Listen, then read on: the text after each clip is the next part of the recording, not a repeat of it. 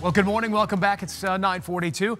Here in Virginia this morning, we like to feature local entrepreneurs in our Made in RVA series. And today, we're going to be getting a masterclass in the art of making felt soap.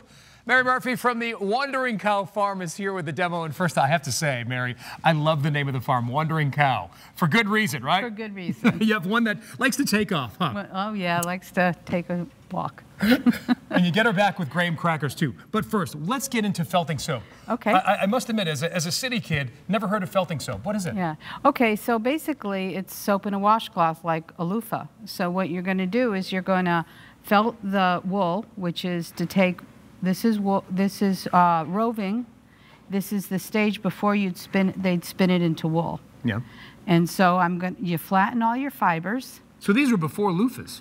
These were like a form of loofah. This wet felting has been around forever. Mm-hmm. I mean, you could make hats, you can make purses, you can make all sorts of things. This wow, is and get just clean. one technique, yeah.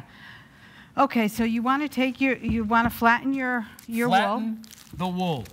And then take your bar soap. Where do you get the wool? This is wool from my sheep on my farm. Is it really? Yes, it is. Wandering Cow Farm with sheep. I love it. Okay. Yep. And once you take your wool, you want to place your bar and soap in the middle. May I use this one? Yep. All righty.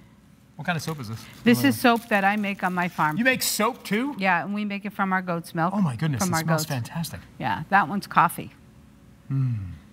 Can I dip it? I love coffee. It's got coffee grounds in it. Oh my goodness, okay, coffee grounds. Okay, so then you just kind of want to wrap it up like you would a present so that you don't see. A taco of soap. Right. Like okay. Or cannoli. It looks like a cannoli. Look at that. Yeah, it does look like a cannoli. Yeah, okay. All right, wrap and it so up. then you want to you can just take some color to decorate it. I mean, you could felt it just like that, but I like to just, flatten your fibers a little. Yeah, just rip it apart. Okay. That's the thing. This is very forgiving. And how durable is it? Very durable. It'll just keep shrinking around as you use the bar of soap. The wool will just keep shrinking, and at the end you'll just have a little pile of wool. Who knew? Okay, yeah. I guess you did. That's why you're here. Mary, tell us about this booth that you have over at the Makers Fest. Okay, so Makers Fest is a pretty neat experience. We're going to be demonstrating this year. We're going to be doing felted soap as a hands-on project with people, but also we're going to be demonstrating all the things you can do to make natural dyes. Natural dyes. Why would you make natural dyes? What's that for? Well, for dyeing wool and for it's just using things sustainable from the environment. Is that important to you as a farmer? Very important. Yeah. Yeah. How so? Well, because we try to keep everything as local and as sustainable as possible, and then you know where your product is completely coming from. Indeed. And it's not a question at all what's in it and what are the elements. And I mean, you'll never know exactly using sustainable and natural stuff exactly your outcome, because a lot of times it varies. As my grandmother said, waste not, want not, Mary. That's right. Use everything that she could. She was a Depression-era baby. All right, so. Okay, so once you. I love the small ones too. Is that just made for decorative purposes? Yeah. Okay. So so now so thin, by the way. You just take the wool. Yeah. And you just gently pull it, and it just flattens right like that. Oh, so you don't have to pull it; just come out like that. I love it. What else can we expect over at the Makers Fest? Oh my gosh, there are so many makers. We had over 100 in years past, and we had things like people doing glass blowing and people doing forging with blacksmithing, and artists and potters and screen printers. There's so many different in there. They're demonstrating, and a lot of the booths have hands-on things for people to come up and try. And there's just so much to learn. And basically, we are there to explain to the public, what we do, why we do it. And once you get that, you want to put it back in your bag. Oh, we're not done. Nope. Okay. All right. And pour just a tiny bit of water. Okay.